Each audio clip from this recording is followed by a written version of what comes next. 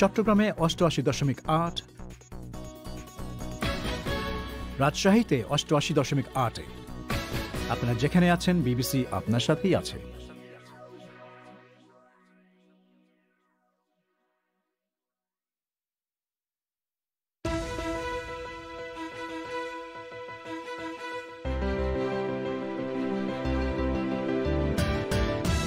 BBC বাংলায় এখনকার প্রধান খবর। করোনা ভাইরাসের বিরুদ্ধে বিশ্বব্যাপী টিকাদান কর্মসূচি জোরদার করতে এখন G7 জোটের শীর্ষ সম্মেলন চলছে। বাংলাদেশের নোয়াখালী জেলায় আওয়ামী লীগের দুই গোষ্ঠীর মধ্যে সংঘর্ষে ৬ জন গুলিবিদ্ধ, বেশ কজন আহত। মুক্তিযোদ্ধাদের পূর্ণাঙ্গ তালিকা তৈরি করছে সরকার, কিন্তু স্বাধীনতার ৫০ বছর পরেও মুক্তিযোদ্ধা তালিকা নিয়ে কেন এত বিতর্ক? আমরা যখন মুক্তিযুদ্ধে অংশগ্রহণ করি যাই, তখন এত মুক্তিযোদ্ধা দেখি নাই। আমাদের গ্রামে একটা বাড়িতে ১জন কি ২জন মুক্তিযোদ্ধা ছিল, সেই বাড়িতে ১১ জনকে মুক্তিযোদ্ধা বানানো হয়েছে। প্রান্তিক আয়োজনে এ নিয়ে থাকছে বিশেষ প্রতিবেদন। তবে শুরুতেই এখনকার মতো সর্বশেষ বিশ্ব সংবাদ।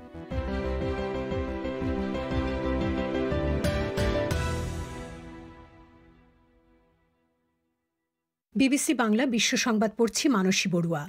করোনা ভাইরাস মহামারীর বিরুদ্ধে বিশ্বব্যাপী টিকাদান কর্মসূচি জোরদার করার লক্ষ্যে উন্নত দেশগুলোর জোট G7-এর একটি ভার্চুয়াল শীর্ষ সম্মেলন এখন চলছে। ব্রিটিশ প্রধানমন্ত্রী বরিস জনসনের আমন্ত্রণে এই সম্মেলন থেকে দরিদ্র দেশগুলোর জন্য জাতিসংঘের কোভ্যাক্স প্রকল্পে প্রেসিডেন্ট বাইডেনের পক্ষ থেকে $৪০০ কোটি প্রতিশ্রুতি আসবে বলে আশা করা হচ্ছে। ইউরোপীয় কমিশনের সভাপতি উর্সুলা ভন ডার লিয়েনের তরফ থেকে ইইউর অর্থ দ্বিগুণ করে $১২০ কোটি ঘোষণা করা হবে বলে মনে করা হচ্ছে। দারিদ্র বিরোধী আন্দোলনকারীদের একটি জোটের গবেষণা বলছে, ধনী দেশগুলো প্রয়োজনের তুলনায় অনেক বেশি টিকা কিনে রেখেছে, কিন্তু ১০০টিরও বেশি দেশে টিকাদান এখনো শুরুই হতে পারেনি। ব্রিটেনের রানী এলিজাবেথের নাতি প্রিন্স হ্যারি এবং তার স্ত্রী মেগান রাজপরিবারের সাথে তাদের শেষ সম্পর্কটুকু ছিন্ন করেছেন। এটি নিয়ে রাজপরিবারে বিবাদ শুরু হয়েছে বলে দৃশ্যত মনে হচ্ছে। এই ঘটনায় দুঃখ প্রকাশ করে রানী বলেছেন, এই দম্পতি তাদের উপর অর্পিত দায়িত্ব পালন করতে পারবেন না। এ নিয়ে বিবিসির একজন সংবাদদাতা বলছেন, এসব বিবৃতি দেখে মনে হচ্ছে দুপক্ষই হতাশ। জাতিসংঘ সংযুক্ত আরব আমিরাতের সরকারকে বলেছে, দুবাইয়ের শাসকের মেয়ে প্রিন্সেস লতিফা যে এখনো বেঁচে আছেন তার প্রমাণ দেখাতে হবে। এক গোপন ভিডিও যেটি বিবিসির হস্তগত হয়েছে তাতে দেখা যাচ্ছে প্রিন্সেস লতিফা বলছেন তাকে আটকে রাখা হয়েছে এবং তার জীবন সংশয়ের মুখে। এই বিষয়ে আমিরাত সরকার এখনো কোনো মন্তব্য করেনি। সাবেক প্রেসিডেন্ট ট্রাম্পের নীতিমালায় আমূল পরিবর্তন ঘটিয়ে যুক্তরাষ্ট্র এখন আনুষ্ঠানিকভাবে জলবায়ু সংক্রান্ত প্যারিস চুক্তিতে আবার যোগদান করেছে। দায়িত্ব গ্রহণের সাথে সাথে প্রেসিডেন্ট বাইডেন এই চুক্তিতে ফিরে আসার কথা জানিয়েছিলেন। জলবায়ু পরিবর্তনের নেতিবাচক দিকগুলো মোকাবেলার জন্য বিশ্বব্যাপী এই পরিকল্পনায় প্রায় ২০০টি দেশ যোগ দিয়েছে। মঙ্গল গ্রহে সফলভাবে অবতরণের পর নাসার একটি মহাকাশযান সেখানে প্রাণের অস্তিত্ব খুঁজতে শুরু করেছে। পার্সিভিয়ারেন্স রোভার মঙ্গল গ্রহের যে গহ্বরে নেমেছে সেখান থেকে ছবি পাঠাতে শুরু করেছে। মহাকাশযানটি আগামী ২ বছর ধরে দেখবে সেখানে কোনো অণুজীবের অস্তিত্ব রয়েছে কিনা। বিবিসি বাংলা রাতের আয়োজন পরিক্রমা শর্টওয়েভ ছাড়াও প্রচারিত হচ্ছে FM তরঙ্গে বাংলাদেশে প্রধান 10টি শহরে, আর ইন্টারনেটে এই অনুষ্ঠানটি লাইভ প্রচারিত হচ্ছে bbcbangla.com ওয়েবসাইট থেকে। অনুষ্ঠানে শ্রোতা বন্ধুদের সাদর আমন্ত্রণ জানাচ্ছি আমি মাসুদ হাসান খান। একটু আগে যেমনটা শুনছিলেন, বাংলাদেশের নোয়াখালী জেলার কোম্পানিগঞ্জে আজ বিকেলে ক্ষমতাসীন আওয়ামী লীগের বিবাদমান দুটি গোষ্ঠীর সমর্থকদের মধ্যে দফায় দফায় সংঘর্ষে ৬ জন গুলিবিদ্ধ সহ বেশ কজন আহত হওয়ার খবর পাওয়া গেছে। পুলিশ জানিয়েছে তারা সেখানে ফাঁকা গুলি ছুড়ে পরিস্থিতি নিয়ন্ত্রণে এনেছে। আওয়ামী লীগের সাধারণ সম্পাদক ওবায়দুল কাদেরের ভাই আব্দুল কাদের মির্জার সমর্থক এবং তার বিরোধী গ্রুপের মধ্যে সংঘর্ষের পর দুপক্ষই ওই ঘটনার জন্য একে অপরকে দায়ী করেছে। এ নিয়ে সর্বশেষ খবর জানাতে বিবিসি ঢাকা স্টুডিও থেকে এখন সরাসরি আমাদের সঙ্গে অনুষ্ঠানে যোগ দিচ্ছেন সংবাদদাতা কাদির কল্লোল। কাদির, কোম্পানিগঞ্জে কি ধরনের সহিংসতা হয়েছে, মানে আপনি সেখান থেকে কি জানতে পারছেন? আসলে সেখান থেকে যেটা জানা যাচ্ছে যে আজ বিকেলে আওয়ামী লীগের একটি গ্রুপের মিছিলকে কেন্দ্র করে অন্য গ্রুপের সঙ্গে সমর্থকদের সঙ্গে সংঘর্ষ হয়েছে, দফায় দফায় সংঘর্ষ হয়েছে কোম্পানিগঞ্জ উপজেলার চাপরাশি হাট বাজার এলাকায়। সেখানে আওয়ামী লীগের একটি গ্রুপের নেতৃত্বে রয়েছেন আব্দুল কাদের মির্জা, আরেকটি গ্রুপের নেতৃত্বে রয়েছেন সেখানে স্থানীয় আওয়ামী লীগের একজন নেতা এবং সাবেক উপজেলা চেয়ারম্যান মিজানুর রহমান। এই দুই অংশের মধ্যে সেখানে মিজানুর রহমান নেতৃত্বাধীন অংশ সেখানে প্রথমে মিছিল বের করে। সেই মিছিলের সঙ্গে পরে আব্দুল কাদের মির্জার নেতৃত্বাধীন অংশ, তার সমর্থকরা সেখানে আবার মিছিল নিয়ে আসে। দুই পক্ষের মধ্যে সেখানে সংঘর্ষ হয়, ধাওয়া পাল্টা ধাওয়ার ঘটনা ঘটে, পরিস্থিতি একেবারে চরম একটা উত্তেজনাকর পরিস্থিতি হয় এবং একেবারে রণক্ষেত্র তৈরি হয়, এরকম স্থানীয় পুলিশ সেখান থেকে জানিয়েছেন। স্থানীয় পুলিশ জানিয়েছেন যে পরিস্থিতি, তারা লাঠিচার্জ করে প্রথমে পরিস্থিতি সামাল দেওয়ার চেষ্টা করেন, কিন্তু তাতেও পরিস্থিতি যখন অনেক খারাপ হয়ে যায় তখন পুলিশের পক্ষ থেকে কয়েক রাউন্ড ফাঁকা গুলি ছোড়া হয়েছে, এটা পুলিশের পক্ষ থেকে জানানো হয়েছে। তবে সন্ধ্যার পর পরিস্থিতি সেখানে নিয়ন্ত্রণে, এমনটাই পুলিশ বলছে। কাদির, এই ঘটনায় যারা হতাহত হয়েছেন তাদের অবস্থা এখন কি? যারা আহত হয়েছেন তাদেরকে আসলে সেখানে স্থানীয় কোম্পানিগঞ্জ স্বাস্থ্য কমপ্লেক্স, সেখানে তাদেরকে প্রথমে চিকিৎসা দেওয়া হয়েছে, প্রাথমিক চিকিৎসা। যারা আহত হয়েছেন তাদের মধ্যে 2-3 জনের অবস্থা বেশ গুরুতর বলে সেখানকার পুলিশ জানিয়েছেন। তাদেরকে এখন কোম্পানিগঞ্জের সেই স্বাস্থ্য কমপ্লেক্স থেকে নোয়াখালী জেলা শহরে যে জেনারেল হাসপাতাল আছে সেখানে তাদেরকে নিয়ে আসা হয়েছে এবং সেখানে তাদেরকে চিকিৎসা দেওয়া হচ্ছে, সেটাই জানা যাচ্ছে। কোম্পানিগঞ্জে একটা ক্ষমতার দ্বন্দ্ব বেশ কিছুদিন ধরেই চলছিল, তো এই যে সংঘর্ষ যেটা আজকে বিকেলে ঘটলো, তার পেছনে কি কারণ রয়েছে? কেন এই সংঘর্ষ হলো? নোয়াখালী জেলার পুলিশ সুপার মোহাম্মদ আলমগীর হোসেন তিনি জানিয়েছেন যে আব্দুল কাদের মির্জা অনেকদিন ধরেই স্থানীয় আওয়ামী লীগ নেতাদের অনেকের বিরুদ্ধেই নানা রকম বক্তব্য দিয়ে আসছিলেন। তার এসব বক্তব্যের বিরুদ্ধে সেখানকার আওয়ামী লীগের আরেকজন নেতা মেজর রহমান বাদলের নেতৃত্বাধীন অংশ শুক্রবার বিকেলে এই কোম্পানিগঞ্জের একটি বাজার এলাকায় মিছিল করে। তখনই দুপক্ষের মধ্যে কয়েক দফা সংঘর্ষ বা ধাওয়া পাল্টা ধাওয়ার ঘটনা ঘটে। আসলে গত মাসে কোম্পানিগঞ্জের বসুরহাট পৌরসভার নির্বাচনে আওয়ামী লীগের প্রার্থী হিসাবে আবারও মেয়র নির্বাচিত হয়েছেন আব্দুল কাদের মির্জা। সেই নির্বাচনী প্রচারণা থেকেই তিনি নোয়াখালী অঞ্চলের আওয়ামী লীগ এমপি এবং নেতাদের অনেকের সমালোচনা করে বক্তব্য দিয়ে আসছিলেন এবং তিনি সেই সব বক্তব্য দিয়ে দেশ জুড়ে ব্যাপক আলোচনায় আসেন। গত কয়েকদিন ধরে তিনি স্থানীয় প্রশাসন এবং পুলিশ প্রশাসনের বিরুদ্ধে তার বিরোধী অংশকে সহযোগিতা করা সহ নানা অভিযোগ করছেন। কাদের মির্জা তার সমর্থকদের নিয়ে 2 দিন আগেই কোম্পানিগঞ্জ থানার সামনে অবস্থান কর্মসূচিও পালন করেছেন। গত বৃহস্পতিবার তার সমর্থকরা কোম্পানিগঞ্জে অর্ধদিবস হরতালও করেছে। এসবের প্রতিবাদে অন্য একটি গ্রুপ মিজানুর রহমানের স্থানীয় নেতা আওয়ামী লীগের মিজানুর রহমানের নেতৃত্বে তারা আজকে মিছিল করতে গেলে এই সংঘর্ষটা হয়, দুপক্ষের সংঘর্ষ হয়েছে। আপনাকে অনেক অনেক ধন্যবাদ। ঢাকা থেকে খবর দিচ্ছিলেন সংবাদদাতা কাদির কল্লোল। লেবানন থেকে আজ 419 জন প্রবাসী শ্রমিক বাংলাদেশে ফেরত এসেছেন। গত কয়েক বছর ধরেই লেবাননের আর্থসামাজিক পরিস্থিতি এবং সর্বশেষ করোনা ভাইরাস মহামারীর ফলে সেখানে অবস্থান করা বাংলাদেশি শ্রমিকদের জন্য আরও কঠিন হয়ে পড়েছে। যারা ফেরত এসেছেন তারা বলছেন এখনও হাজার হাজার বাংলাদেশি শ্রমিক ফেরত আসার জন্য লেবাননে অপেক্ষা করছেন। তাদের সম্পর্কে খোঁজ খবর করছিলেন সংবাদদাতা ফারহানা পারভিন। শুনুন তার প্রতিবেদন। নরসিংদীর সাথী আক্তার লেবাননের বৈরুতে থাকতেন 12 বছর ধরে। আজ যে বিমানটি 400-র বেশি যাত্রী নিয়ে বৈরুত থেকে বাংলাদেশে এসেছে, সাথী আক্তার তাদের মধ্যে একজন। তিনি লেবাননের রাজধানী বৈরুতে গৃহকর্মী হিসেবে কাজ করতেন, ঘণ্টা হিসেবে কখনো কখনো শপিং মলে কাজ করতেন। তিনি বলছিলেন ঠিক কী পরিস্থিতিতে তাকে লেবানন থেকে ফেরত আসতে হয়েছে। ওইখানে একই প্রবলেম, করোনা ভাইরাস, দ্বিতীয় প্রবলেম লকডাউন, কারফিউ জারি করছে, রাস্তাঘাটে বের হওয়া যায় না। তৃতীয় প্রবলেম তো ডলারই নেই, ওই দেশে টাকার মূল্য একদমই না, এটা মনে করেন পাতা বললেও চলেন। মানে এখন যে কাজ করি আমরা, এই কাজ দিয়ে আমাদের পেটই চলে না, আর করোনা ভাইরাসের জন্য কাজই করতে পারি না। তো আমি এই বাংলাদেশের সরকার থেকে কোনো রকম হেল্প পাইনি, না ওই দেশে না এই দেশে, কোনো রকমের আমরা হেল্প পাইনি। তিনি বলছিলেন এক পর্যায়ে দেশে ফেরার জন্য আন্দোলন করেন। পরে লেবাননে বাংলাদেশ দূতাবাস থেকে তাদের কাছ থেকে জনপ্রতি $400 নিয়ে বাংলাদেশে ফিরে আসার ব্যবস্থা করে। সাথী আক্তার প্রশ্ন করেন, তারা জানেন সরকার থেকে তাদের আনা হচ্ছে, কিন্তু এই $400 কেন তাদের কাছ থেকে নেওয়া হচ্ছে?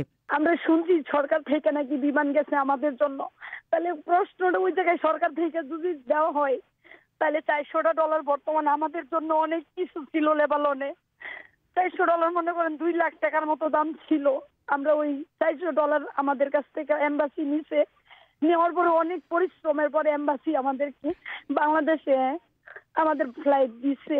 আমার প্রশ্ন ওই জায়গায় সরকার থেকে প্লেন গেলে সরকারের সাহায্য করতো আমাদের কাছ থেকে, লেবাননে কেন টাকা নেওয়া হয়েছে? লেবাননে গত কয়েক বছর ধরে অর্থনৈতিক অবস্থা খারাপের দিকে যাচ্ছে। দেশটির মুদ্রা লিরার মান কমে যেতে শুরু করেছে। এর মধ্যে করোনা ভাইরাস মহামারী দেশটির অবস্থা আরও নাজুক করে ফেলে। বাংলাদেশে কত শ্রমিক লেবাননে রয়েছে তার সঠিক হিসেব পাওয়া যায় না। তবে এই পরিস্থিতির কারণে 1.5 লাখ মানুষ মানবেতর জীবনযাপন করছেন বলে বেসরকারি সংগঠনগুলো জানিয়েছে। ব্রাহ্মণবাড়িয়ার মুসা মিয়ার ভাই সোহেল মিয়া লেবাননে রয়েছেন। তিনি বলছিলেন তার ভাই সেখানে অনেক খারাপ অবস্থায় রয়েছেন, কিন্তু টাকার অভাবে দেশে ফিরতে পারছেন না। সমস্যা ডলারের সমস্যা, ধরেন না কোন টাকা কিনতে গেলে ডলার ছাড়া কিনুন যায় না, কাজ করলে ঠিক মতো টাকা পাওয়া যায় না, ডলার ঠিক নাই, সব দিকে চলাফেরা কষ্ট। কোনো মতে সাগরে মাছ মুছ ধইরা কোনো মতে আসছি, তো চলতেছি কোনো মতে। সরকার ইয়া না করলে, ডলার ঠিক না করলে তারা পরিস্থিতি খারাপ কষ্ট চলাফেরা কইতাছে আর দেশ আবার বলবে।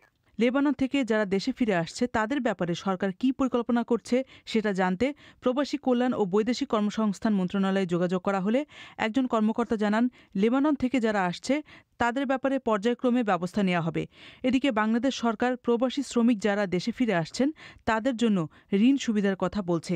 কিভাবে সহজ শর্তে প্রবাসী কল্যাণ ব্যাংক থেকে ঋণ নেওয়া যাবে সে সম্পর্কে আজ বাংলাদেশ সরকার দেশের দৈনিক পত্রিকাগুলোতে বিজ্ঞাপনের মাধ্যমে জানিয়েছে।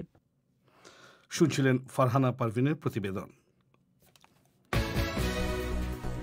আপনারা বিবিসি বাংলা শুনছেন ঢাকায়, কুমিল্লায়, সিলেটে। আপনারা যেখানে আছেন বিবিসি বাংলা আপনার সাথেই আছে।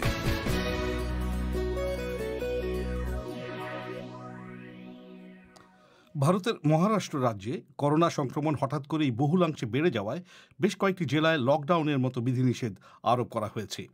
মূলত বিদর্ভ অঞ্চলের জেলাগুলি থেকেই গত এক সপ্তাহ ধরে ব্যাপক হারে করোনা সংক্রমিতের সংখ্যা বাড়ছে। দেশটির বাণিজ্যিক রাজধানী মুম্বাই শহরেও মাস্ক ব্যবহার নিয়ে কঠোর বিধিনিষেধ জারি করেছে সেখানকার কর্পোরেশন। এ নিয়ে বিস্তারিত শুনুন সংবাদদাতা অমিতাভ ভট্টশালীর কাছে। প্রায় ৭৫ দিন একটানা কোভিড সংক্রমিতের সংখ্যা কমছিল মহারাষ্ট্রে, কিন্তু গত রবিবার হঠাৎই এক লাফে ৪,০০০-এর কিছু বেশি মানুষের সংক্রমণ ধরা পড়ে নতুন করে। তারপর থেকে প্রতিদিনই লাফিয়ে বাড়ছে সংক্রমিতের সংখ্যা। বুধবার ৪,৭০০ আর বৃহস্পতিবার তা ৫,০০০ ছাড়িয়ে যায়। যে বিদর্ভ অঞ্চলে সবথেকে বেশি সংখ্যায় কোভিড আক্রান্ত পাওয়া গেছে সেখানকার দুটি জেলা অমরাবতী এবং ইয়াভাতমালে লকডাউনের মতো বিধিনিষেধ আরোপ করা হয়েছে। ইয়াভাতমালে সব স্কুল কলেজ ২৮শে ফেব্রুয়ারি পর্যন্ত বন্ধ করে দেওয়া হয়েছে। অমরাবতীর জেলা শাসক শৈলেশ নাভাল জানিয়েছেন সপ্তাহান্তে লকডাউন থাকবে পুরো জেলায়। आता हे लॉकडाऊन फक्त 1 दिवस पुरतं, शनिवारी 8 पासून रविवारी पूर्ण दिवस। মিস্টার নাভাল বলছিলেন ক্রমবর্ধমান কোভিড সংক্রমিতের সংখ্যার কারণে শনিবার রাত থেকে সোমবার সকাল পর্যন্ত গোটা জেলায় লকডাউন থাকবে। সবাইকে লকডাউন কঠোরভাবে মেনে চলতে বলা হচ্ছে, জানাচ্ছিলেন অমরাবতীর জেলা শাসক। ওই জেলায় একটি করোনা পরীক্ষা কেন্দ্রে প্রায় ৭০০ জনের মধ্যে ৩৫০ জনেরই কোভিড ধরা পড়েছে বলে জানা যাচ্ছে। কর্মকর্তারা বলছেন নাগপুর থেকে ঔরঙ্গাবাদ পর্যন্ত বিস্তৃত এলাকাতেই সংক্রমণ বেশি ছড়াচ্ছে। মুম্বাই আর নাগপুর শহরের কর্পোরেশন দুটি কড়া ব্যবস্থা নিয়েছে মানুষকে বিধিনিষেধ মেনে চলতে বাধ্য করার জন্য। যে আবাসিক ভবনে ৫ জন করোনা রোগী পাওয়া যাবে সেই বাড়িটি সিল করে দেওয়া হবে। যারা হোম কোয়ারেন্টিনে থাকবেন তাদের হাতে স্ট্যাম্প মেরে দেওয়া হবে যাতে সহজেই চিহ্নিত করা যায়। মাস্ক না পরলেই ফাইন করার জন্য কয়েকশো শিক্ষককে বিশেষ দায়িত্ব দেওয়া হয়েছে। বিশেষ করে মুম্বাইয়ের লোকাল ট্রেনে নজরদারি চালাবেন এরা। মুম্বাইয়ের মেয়র কিশোরী পেডনেকার বলছিলেন, उनको बताने वाले कि मास्क लगाओ, सोशल डिस्टेंस यूज करो, नहीं तो मुंबई के लोग। মিস পেডনেকারের কথায় সবাইকে মাস্ক পরতে হবে, শারীরিক দূরত্ব বজায় রাখতে হবে, না হলে মুম্বাই এবং মহারাষ্ট্রের বাসিন্দারাই ঠিক করুন যে আবারও কড়া লকডাউনের মধ্যে পড়বেন কিনা, বলছিলেন কিশোরী পেডনেকার। মহারাষ্ট্রেই ভারতের মধ্যে সবথেকে বেশি সংখ্যায় কোভিড সংক্রমণ ছড়িয়েছে। এখনও পর্যন্ত ১৯,৮৭,০০০ মানুষ সংক্রমিত হয়েছেন এবং সংক্রমণ এখনও রয়েছে ৪২,০০০ মানুষের। মৃত্যু হয়েছে ৫১,৬৬৯ জনের। কিন্তু ডিসেম্বর থেকে টানা সংক্রমণ কমার পরে হঠাৎ করে কেন বেড়ে গেল তা জানতে চেয়েছিলাম পাবলিক হেলথ ফাউন্ডেশন অফ ইন্ডিয়ার ভাইরাস বিশেষজ্ঞ ডক্টর গিরিধর বাবুর কাছে। This is a function of both migration of the virus from one area to another. Doctor বাবুর কথায় ভাইরাসটা এক জায়গা থেকে অন্য এলাকায় পৌঁছিয়ে সেখানে মানবদেহে সংক্রমণ ঘটাচ্ছে। এখনও পর্যন্ত কয়েকটা অঞ্চলেই সীমাবদ্ধ রয়েছে সংক্রমণটা, কিন্তু তা সত্ত্বেও সংক্রমিতের সংখ্যা দ্রুত বাড়ছে, কারণ যে স্ট্রেনটা পাওয়া যাচ্ছে সেখানে সেটা যুক্তরাজ্যের স্ট্রেনটার মতোই খুব দ্রুত ছড়িয়ে পড়ে। একটাই আশার কথা, এই স্ট্রেনটা খুব দ্রুত ছড়ালেও মানুষের দেহে খুব বড় ধরনের ক্ষতি করতে পারে না, বলছিলেন ডক্টর গিরিধার বাবু। ভারত সরকার বলছে সারা দেশেই কোভিড সংক্রমণ নিয়ন্ত্রণে এসে গেলেও দুটি রাজ্য মহারাষ্ট্র আর কেরালা নিয়ে তারা সত্যিই চিন্তিত। শুনছিলেন অমিতাভ ভট্টশালীর প্রতিবেদন কলকাতা থেকে। বাংলাদেশে করোনা ভাইরাস টিকা নিবন্ধনে পুরুষের তুলনায় নারীর সংখ্যা অনেক কম বলে জানা যাচ্ছে।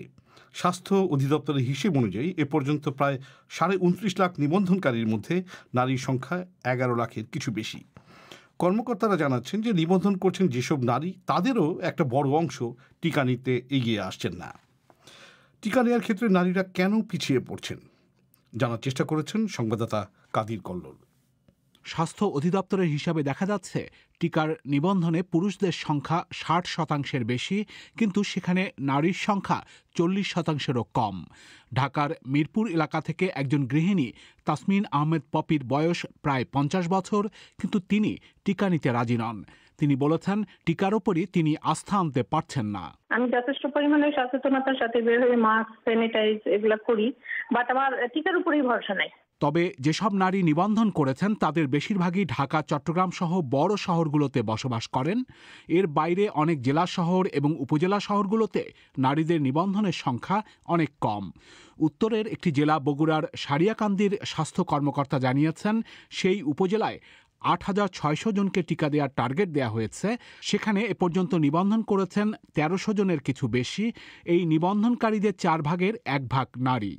সারিয়াকান্দি উপজেলার কনিবাড়ি ইউনিয়নের একজন কাউন্সিলর মালেকা বেগম তাঁর এলাকায় নারীদের আগ্রহী না হওয়ার কারণ ব্যাখ্যা করতে গিয়ে বলছিলেন, কারণ হচ্ছে যে পুরুষেরা, মেয়েরা বলে যে পুরুষেরাই নিয়ে আসুক টিকা, আমরা নিব না, আমরা ঘর থেকে বের হব না, আমরা কোথাও যাব না, আমরা টিকাও নিব না। ঝামেলা, রেজিস্ট্রেশন করা ঝামেলা, আর ওই যে কম্পিউটারে অনেক করে, এই জন্য করে মেয়েরা নিবে না।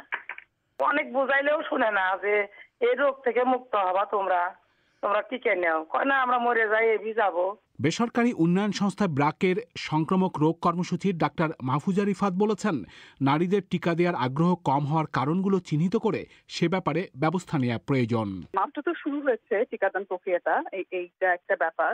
তো বাংলাদেশের প্রেক্ষিতে এটা তো খুব অস্বাভাবিক না। আর যেহেতু একটু পুরো বয়স্কদেরকে আমরা নিয়ে এসেছি, এটা তো স্বাভাবিক যে মেয়েরা আমাদের একটু কমই এগিয়ে আসে পরে। আরেকটা হতে পারে যে নিবন্ধন প্রক্রিয়াটার সাথে মেয়েরা অনেক বেশি ওরিয়েন্টেড কিনা, সেটাও একটা বোধহয় দেখা দরকার। কারণ এনআইডি দিয়ে করা, এটা খুব সহজ একটা জিনিস হয়েছে যদিও আমাদের জন্য, যারা ঢাকা বা আরবানের মানুষের জন্য, কিন্তু আমি যদি এর বাইরে চিন্তা করি, হয়তো নিবন্ধন প্রক্রিয়াটাতে মহিলাদের অংশগ্রহণের জন্য একটু সহজতর কিছু করা যায় কিনা সেটা ভেবে দেখা যেতে পারে। এদিকে যে নারীরা নিবন্ধন করছেন তাদের মধ্যেও অনেকে টিকা নিচ্ছেন না, এমন তথ্য পাওয়া যাচ্ছে স্বাস্থ্য বিভাগের পরিসংখ্যান থেকেই। তবে স্বাস্থ্য অধিদপ্তরের ম্যানেজমেন্ট ইনফরমেশন সেন্টার MIS এর পরিচালক মিজানুর রহমান বলেছেন, নারীদের মধ্যেও আগ্রহ এখন বাড়ছে বলে তারা মনে করছেন। এখন কিন্তু দেখেন আপনি, মেয়েরা ব্যাপক হারে এগিয়ে আসতেছে, সেটা আমরা বুঝতে পারতেছি টিকা দেওয়ার সংখ্যা দেখে। যেমন গতকালের রিপোর্টটা আপনি দেখেন মেয়েদের সংখ্যা কিন্তু এর আগে থেকে অনেক বেড়ে গেছে। স্বাস্থ্য অধিদপ্তরের মহাপরিচালক অধ্যাপক আবুল বাশার মোহাম্মদ খুরশিদ আলমও বলেছেন, নারীদের সংখ্যা প্রতিদিনই বাড়ছে, তবে ঢাকা সহ বড় শহরগুলো ছাড়া অন্যান্য জেলা বা উপজেলা পর্যায়ে নারীদের আগ্রহী করার জন্য প্রয়োজনে তারা বিভিন্ন পদক্ষেপও নিতে পারেন। এই ছিল কাদির কল্লোলের প্রতিবেদন ঢাকা থেকে। আপনারা শুনছেন বিবিসির অনুষ্ঠান পরিক্রমা। আপনাদের সঙ্গ দিচ্ছি আমি মাসুদ হাসান খান। আপনি কি শর্টওয়েভ রেডিওতে বিবিসির ইংরেজি অনুষ্ঠান শোনেন? অনুষ্ঠান কি পরিষ্কার শুনতে পান? যদি না পান তাহলে সমস্যাটা একটু বুঝিয়ে বলবেন। এখানে কি অন্য একটি স্টেশনে অনুষ্ঠান চলে আসছিল, নাকি যান্ত্রিক কোনো গোলযোগের শব্দ শোনা যাচ্ছিল? আপনি কোন এলাকা থেকে শুনছেন, কয়টার সময় এবং শর্টওয়েভের কোন তরঙ্গে শুনছিলেন? এসব জানিয়ে আমাদের কাছে এই ঠিকানায় লিখুন, worldservice.letters@bbc.co.uk। আবার বলছি, শর্টওয়েভে বিবিসির ইংরেজি অনুষ্ঠান শুনতে কোনো অসুবিধা হলে বিস্তারিত জানিয়ে এই ঠিকানায় লিখুন, worldservice.letters@bbc.co.uk। বাংলাদেশের সরকার বলছে, এখন পর্যন্ত মুক্তিযোদ্ধাদের যতগুলো তালিকা তৈরি হয়েছে সেগুলোকে যাচাই বাছাই করে আগামী স্বাধীনতা দিবসেই প্রথমবারের মতো একটি পূর্ণাঙ্গ তালিকা ঘোষণা করা হবে। মুক্তিযোদ্ধা তালিকা নিয়ে বিভিন্ন সময়ে নানান ধরনের অনিয়মের অভিযোগ শোনা গেছে। এর মধ্যে ভুয়া মুক্তিযোদ্ধা সনদ নিয়ে সরকারি সুযোগ সুবিধা গ্রহণের অভিযোগ অন্যতম। সরকার বলছে অনিয়ম ঠেকাতে ইতিমধ্যে প্রায় 10,000-এর মতো ভুয়া মুক্তিযোদ্ধার সনদ বাতিল করা হয়েছে। কিন্তু স্বাধীনতার 50 বছর পরেও মুক্তিযোদ্ধা তালিকা নিয়ে কেন এত বিতর্ক? এ নিয়ে শুনুন সৈয়দা আক্তারের বিশেষ প্রতিবেদন। 1971 সালের ফেব্রুয়ারি মাসে ঢাকা বিশ্ববিদ্যালয়ের জিমনেশিয়ামে ডামি রাইফেল নিয়ে প্রশিক্ষণ নিয়েছিলেন ফরিদা খানম সাকি। নোয়াখালীর চাটখিল উপজেলার চাটখিল গ্রামের বাসিন্দা সাকি মুক্তিযুদ্ধ শুরু হবার পর মে মাসে সীমান্ত পেরিয়ে ভারতের আগরতলায় গিয়ে সামরিক প্রশিক্ষণ নেন। তিনি সহ সেই দলে মোট 8 জন নারী সদস্য ছিলেন। প্রশিক্ষণ শেষে তিনি মোট 3টি সরাসরি যুদ্ধে অংশ নেন। আক্ষেপ করে তিনি বিবিসিকে বলছিলেন, তাদের গ্রামে যারা মুক্তিযুদ্ধে অংশ নিয়েছিলেন তাদের সবাই কম বেশি পরস্পরকে চেনেন, অথচ তাদের গ্রাম থেকে মুক্তিযুদ্ধ তালিকায় এখন অন্তর্ভুক্ত হয়েছেন অনেক অমুক্তিযোদ্ধা। আমরা যখন মুক্তিযুদ্ধে অংশগ্রহণ করি যাই তখন এত মুক্তিযোদ্ধা দেখি নাই। আমাদের গ্রামে একটা বাড়িতে 1জন কি 2জন মুক্তিযোদ্ধা ছিল, সেই বাড়িতে 11 জনকে মুক্তিযোদ্ধা বানানো হয়েছে। মানে এটা সাম্প্রতিক ঘটনা? সাম্প্রতিক ঘটনা না, প্রথমে 2004 সালে এই ঘটনাগুলি। 2004 সালে সবচেয়ে বেশি মুক্তিযোদ্ধা বানানো হয়েছে অমুক্তিযোদ্ধাদেরকে। আমরা যদি সিনসিয়ার হই, দেশের প্রতি যদি আমাদের কোনো ইন্টিগ্রিটি থাকে, তাহলে আমরা ভুয়া মুক্তিযোদ্ধাদের কোনো অবস্থাতে এই লিস্টে নাম লেখাতাম না, ভুয়াদেরকে। ফরিদা খানম সাকি বাংলাদেশ মহিলা মুক্তিযোদ্ধা সংসদের যুগ্ম সম্পাদক। তিনি বিবিসিকে বলেছেন, এখন ওই তালিকা যাচাই বাছাইয়ের কাজ চলছে। 1971 সালে চট্টগ্রাম শহরে মুজিব বাহিনীর একজন কমান্ডার ছিলেন ডা. মাহফুজুর রহমান। তিনি বলছিলেন, 2020 সালের শেষ দিকে চট্টগ্রামে মুজিব বাহিনীর কয়েকজন কমান্ডার মহানগর মুক্তিযোদ্ধাদের তালিকা নিয়ে বসেছিলেন। সেখানে তারা সেই তালিকার 1/4 মুক্তিযোদ্ধাকে চিনতে পেরেছেন। আমরা এমনি 10-12 জন কমান্ডার বসছিলাম চট্টগ্রাম মহানগরের তালিকা নিয়ে। মহানগরগুলোতে ভুয়া বেশি ঢুকে, গ্রামে কিন্তু ভাবে কম ঢুকতে পারে, কারণ একজন আরেকজনকে চিনে। তো এইখানে 650 জনের ভিতর আমরা সব মিলে বোধহয় 150 জনকে চিনছি, আর বাকিরা কিন্তু আমাদের চিনার বাইরে মুক্তিযোদ্ধা থাকতে পারে। কারণ আমি তো সবাইকে চিনবো এমন কোনো কথা নাই, কিন্তু তাহলে খুব সহজেই চিহ্নিত করা যায় যে একটু দাবি করলে কোনো কমান্ড, তো সে তো যে কোনো একটা কমান্ডে যুদ্ধ করতে হবে। এখানে যে গ্রুপগুলো আছে 23-24টা, তাকে এই কোনো না কোনো গ্রুপের সদস্য হতে হবে। মিস্টার রহমান বলেছেন, এ বিষয়ে বিভিন্ন সময় কর্তৃপক্ষকে জানিয়ে চিঠি লেখা হয়েছে, কিন্তু যাচাই করা হবে এমন আশ্বাসের বাইরে ফলাফল তেমন পাওয়া যায়নি। বাংলাদেশে মুক্তিযুদ্ধ বিষয়ক মন্ত্রণালয়ের হিসেব অনুযায়ী এই মুহূর্তে সরকারি ভাতা ভোগ করছেন এমন মুক্তিযোদ্ধার সংখ্যা 2,05,206 জন। এর মধ্যে 1,79,774 জন মুক্তিযোদ্ধাকে মন্ত্রণালয়ের MIS নামে সফটওয়্যারের মাধ্যমে সরাসরি ভাতা পাঠানো হচ্ছে। 15ই ফেব্রুয়ারি এই নতুন পদ্ধতি চালু করা হয়েছে। মন্ত্রণালয় বলছে, তালিকার বাকি মুক্তিযোদ্ধাদের তথ্য তাদের জাতীয় পরিচয়পত্রের সাথে মিলিয়ে সংযোজনের কাজ চলছে। কিন্তু বাংলাদেশে মুক্তিযোদ্ধা তালিকা নিয়ে বিভিন্ন সময় নানা ধরনের অনিয়মের অভিযোগ শোনা গেছে। মুক্তিযোদ্ধার তালিকায় অনেক ভুয়া মুক্তিযোদ্ধা ঢুকে পড়েছে এমন অভিযোগ সরকার নিজেও স্বীকার করে। কিন্তু বাংলাদেশে ভুয়া বা অমুক্তিযোদ্ধার সংখ্যা ঠিক কত, সে বিষয়ে পরিষ্কার তথ্য নেই মন্ত্রণালয়ের কাছে। গবেষকেরা মনে করেন, মুক্তিযোদ্ধা তালিকায় অনিয়ম এবং ভুয়া মুক্তিযোদ্ধা সনদ নিয়ে সরকারি সুযোগ সুবিধা গ্রহণের যে অভিযোগ রয়েছে, তার পেছনে রাজনৈতিক এবং অর্থনৈতিক কারণ রয়েছে। গবেষক আফসান চৌধুরী মনে করেন, মুক্তিযোদ্ধার তালিকা নিয়ে বিতর্ক হওয়ার পেছনে রাজনীতির সাথে সাথে কিছু কাঠামোগত সমস্যাও রয়েছে। কারণ হচ্ছে যে আমাদের যুদ্ধের চরিত্রটা কিছুটা ছিল ইনফর্মাল। সেই ইনফর্মাল যুদ্ধের যে সমস্যা, সেটা হয় যে রেকর্ডটা বড় বিষয় থাকে না। এখন মুক্তিযুদ্ধে কত লোক গিয়ে অংশগ্রহণ করেছে সেটা কেউ হিসেব করে বলতে পারবে না। এমনকি ক্যাম্পে গিয়ে কতজন ছিল সেটা কিছু কিছুটা বলতে পারবে, কিন্তু সবটা বলতে পারবে না। কিন্তু যেই সমস্যাটা আমাদের তৈরি হয়েছে, যে স্বাধীনতার পরে আমার মনে আছে যে মুক্তিযোদ্ধা সনদ, সার্টিফিকেট এগুলো নিয়ে কোনো চিন্তা ভাবনা মানুষের ছিল না। ওই সময় সার্টিফিকেট থাকতো লোকের, ওই সময় ভাতা টাতাও ছিল না। কিন্তু জিয়াউর রহমান আসার পরে গোটা জিনিসটাকে আবার পুনর্বিন্যাস করা শুরু হলো। কেন হলো? তার জিয়াউর রহমান তার ওই মুক্তিযোদ্ধা কমান্ড কাউন্সিল বলে একটা জিনিস প্রতিষ্ঠা করলো, তার নিজেদের লোকরা এলেন, তারা সিদ্ধান্ত নেবে, এই রাজনীতিকরণটা শুরু। মুক্তিযুদ্ধ নিয়ে রাজনীতিকরণের শুরু 77 সালের পরে শুরু হলেও মুক্তিযুদ্ধ বিষয়ক মন্ত্রণালয় জানিয়েছে, মুক্তিযোদ্ধাদের তালিকা প্রণয়নের উদ্যোগ প্রথম নেওয়া হয় 1984 সালে। বাংলাদেশে এ পর্যন্ত মোট 6 বার মুক্তিযোদ্ধাদের তালিকা করা হয়েছে, আর মুক্তিযোদ্ধার সংজ্ঞাও নির্ধারণ করা হয়েছে অনেকবার। 1972 সালে জারি করা আদেশে বলা হয়েছিল, মুক্তিযোদ্ধা এমন একজন ব্যক্তি যিনি মুক্তিযুদ্ধে নিয়োজিত যে কোনো সংগঠিত দলের সদস্য হিসেবে সক্রিয় ভূমিকা রেখেছেন। সেই হিসেবে জেনারেল আতাউল গনি ওসমানীর স্বাক্ষরযুক্ত সনদ যাদের কাছে ছিল, তারা মুক্তিযোদ্ধা হিসেবে স্বীকৃতি পেয়েছেন। পরে মুক্তিযুদ্ধে সক্রিয়ভাবে অংশ নিয়েছেন এমন মানুষের সঙ্গে যুক্ত হয়েছেন মুজিবনগর সরকারের কর্মকর্তা কর্মচারী, মুক্তিযোদ্ধাদের উৎসাহ দিতে শিল্পী, সাহিত্যিক, খেলোয়াড়, চিকিৎসক, লেখক, সাংবাদিক এবং দেশে বা বিদেশে বিভিন্নভাবে অবদান রাখা ব্যক্তিরাও। তালিকায় মুক্তিযোদ্ধাদের ন্যূনতম বয়সের সীমাও কয়েকবার নির্ধারণ করা হয়েছে। সর্বশেষ এখন সরকারের নির্ধারিত বয়স হচ্ছে 1971 সালে একজন মুক্তিযোদ্ধার ন্যূনতম বয়স 11.5 বছর থাকতে হবে। বয়স নিয়েও বিভিন্ন সময় অনিয়মের অভিযোগ শোনা গেছে। কিন্তু মুক্তিযোদ্ধার তালিকা নিয়ে অনিয়মের অভিযোগ কেন ওঠে? বিশ্লেষকেরা মনে করেন এর পেছনে মূলত রাজনৈতিক এবং আর্থিক সুযোগ সুবিধার ভাগিদার হওয়াটাই প্রধান কারণ, যেমনটি বলছিলেন রাজনীতি বিশ্লেষক এবং ঢাকা বিশ্ববিদ্যালয়ের অধ্যাপক জোবাইদা নাসরিন। বাংলাদেশের রাজনীতি অতি গুরুত্বপূর্ণ ছিল ধর্ম, জাতীয়তাবাদ, এখন হলো আসলে মুক্তিযুদ্ধের চেতনা এবং মুক্তিযুদ্ধের কেন্দ্র করে রাজনীতি। এর আগেও দেখা গিয়েছে যে মুক্তিযুদ্ধের ভাতা দেওয়া হয়েছে এবং বিভিন্ন রকমের সুযোগ সুবিধার ক্ষেত্রে বিভিন্ন সরকার তাদের মতো করে ব্যবস্থা নিয়েছেন। তো আমার কাছে মনে হয় যে আর্থিক সুবিধা এবং এর পাশাপাশি যে সরকারি চাকরি বিভিন্ন জায়গায় মুক্তিযোদ্ধাদের যে ছেলেমেয়েরা এবং পরবর্তী নাতি নাতনিদের কোটা সহ যে বিষয়গুলো এসেছে সেগুলো কিন্তু আমার কাছে মনে হয় মুক্তিযোদ্ধার সংখ্যা এবং মুক্তিযোদ্ধাদের সার্টিফিকেট ইস্যু করার ক্ষেত্রে সেটিও কিন্তু আমার কাছে মনে হয়েছে যে সেক্ষেত্রে রাজনীতি প্রাধান্য পেয়েছে এবং এই সুযোগ সুবিধা এবং সরকারি চাকরিতে কোটা ব্যবস্থা প্রচলন থাকার কারণেও কিন্তু প্রতি সরকারের সময়ে এই মুক্তিযোদ্ধার তালিকায় মুক্তিযোদ্ধার সংখ্যা বেড়েছে। বাংলাদেশে সরকারি চাকরিতে 2018 সাল পর্যন্ত 30% মুক্তিযোদ্ধা কোটা ছিল। পরে কোটা সংস্কার আন্দোলনের পর সব ধরনের চাকরি থেকে কোটা তুলে দেওয়া হয়। এই মুহূর্তে একজন মুক্তিযোদ্ধা প্রতি মাসে 12,000 টাকা সম্মানী পান। এর মধ্যে চলতি সপ্তাহেই অর্থাৎ 15ই ফেব্রুয়ারিতে মুক্তিযোদ্ধাদের মাসিক ভাতার পরিমাণ 20,000 টাকা করার কথা বলা হয়েছে। এছাড়া ঢাকা বিশ্ববিদ্যালয় ও সরকারি মেডিকেল কলেজ সহ বিভিন্ন শিক্ষা প্রতিষ্ঠানে এখনও 5% কোটা সংরক্ষিত রয়েছে। সরকারি হাসপাতালে মুক্তিযোদ্ধারা বিনামূল্যে সব রকম স্বাস্থ্য পরীক্ষা করাতে পারেন। বিভিন্ন সরকারি হাসপাতালে ভর্তি ও আসন পাওয়ার জন্য মুক্তিযোদ্ধাদের অগ্রাধিকার দেওয়ার কথা বলা হয়েছে। এমনকি করোনা ভাইরাস ঠেকাতে ভ্যাকসিন দেওয়ার ক্ষেত্রেও মুক্তিযোদ্ধারা অগ্রাধিকার তালিকায় রয়েছেন। এর বাইরে 2009 সালে সরকারি কর্মকর্তা কর্মচারীদের চাকরির বয়স সীমা প্রথমে 2 বছর এবং পরে আরও 1 বছর বাড়ানো হয়। মুক্তিযোদ্ধার তালিকা নিয়ে অনিয়ম সে সময় বেড়েছে বলে মনে করেন বিশ্লেষকেরা।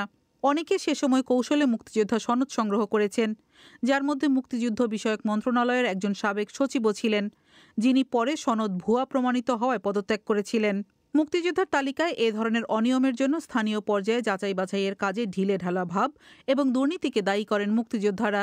এখন মুক্তিযোদ্ধার তালিকা নিয়ে অনিয়মের এসব অভিযোগ স্বীকার করেছেন মুক্তিযুদ্ধ বিষয়ক মন্ত্রী আকম মোজাম্মেল হক। তিনি বিবিসিকে বলেছেন, এসব অনিয়মের ব্যাপারে যাচাই বাছাই করে ব্যবস্থা নেওয়া হচ্ছে।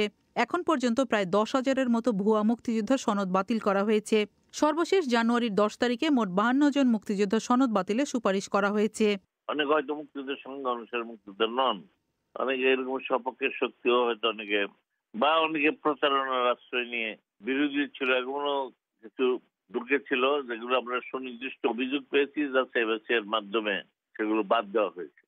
স্ব উপজেলায় যাচাই বাছাই হয়েছে, তারপর আবার জাতীয় মুক্তিযোদ্ধা কাউন্সিলে যাচাই বাছাই হয়েছে, তারপর সেগুলো বাদ দেওয়া হয়েছে। অর্থাৎ নিশ্চিত হয়েছি আমরা যাতে কোনো লোক কোনোভাবেই প্রকৃত মুক্তিযোদ্ধার কোনো মতে বাদ না যায়। একই সাথে আমরা চেষ্টা করেছি কিন্তু মুক্তিযোদ্ধা না করে বা প্রকৃত মুক্তিযোদ্ধা না হয়ে তালিকাভুক্ত হয়ে যেন তালিকাকে প্রশ্নবিদ্ধ না করে সে ব্যাপারে আমরা সর্বোচ্চ সতর্কতার সাথে কাজ করার চেষ্টা করেছি। কিন্তু মুক্তিযোদ্ধা সনদ বাতিল হবার পর এ পর্যন্ত কারো বিরুদ্ধেই আইনগত ব্যবস্থা নেয়ার উদাহরণ নেই বাংলাদেশে। এদিকে মুক্তিযুদ্ধ বিষয়ক মন্ত্রী মিস্টার হক বলেছেন, এখন মুক্তিযোদ্ধাদের একটি পূর্ণাঙ্গ তালিকা তৈরির কাজ চলছে। এর আগে মুক্তিযোদ্ধাদের যে ভিন্ন ভিন্ন তালিকা ছিল, অর্থাৎ সামরিক ও বেসামরিক তালিকা, ভারতে প্রশিক্ষণপ্রাপ্ত মুক্তিযোদ্ধার তালিকা এবং মুক্তিযোদ্ধা সংসদ প্রণীত মুক্তিবার্তায় অন্তর্ভুক্ত মুক্তিযোদ্ধা সকলের নাম এখানে অন্তর্ভুক্ত করা হবে। 26শে মার্চ মুক্তিযোদ্ধাদের চূড়ান্ত তালিকা প্রকাশ করবে সরকার। তার আগে এ মাসেই খসড়া তালিকা প্রকাশ করা হবে। সৈয়দা আক্তারের বিশেষ প্রতিবেদন। এবার অধিবেশন শেষ করার আগে সংবাদ শিরোনাম আরেকবার। করোনা ভাইরাসের বিরুদ্ধে বিশ্বব্যাপী টিকাদান কর্মসূচি জোরদার করতে এখন G7 জোটের শীর্ষ সম্মেলন চলছে। বাংলাদেশের নোয়াখালী জেলায় আওয়ামী লীগের 2 গোষ্ঠীর মধ্যে সংঘর্ষে 6 জন গুলিবিদ্ধ হয়েছেন, আহত হয়েছেন বেশ কজন। পরিস্থিতি নিয়ন্ত্রণে আনতে পুলিশকে ফাঁকা গুলি ছুড়তে হয়েছে। আর এরই সঙ্গে শেষ করছি আজকের পরিক্রমা। আমাদের পরবর্তী অনুষ্ঠান প্রবাহ শুনতে পাবেন আগামীকাল বাংলাদেশের সময় সন্ধ্যে 7:30 আর ভারতে সন্ধ্যে 7টায়। শুনবেন আশা করে বিবিসি লন্ডন স্টুডিও থেকে। আজকের মতো বিদায় নিচ্ছি আমি মাসুদ হাসান খান। শুভরাত্রি।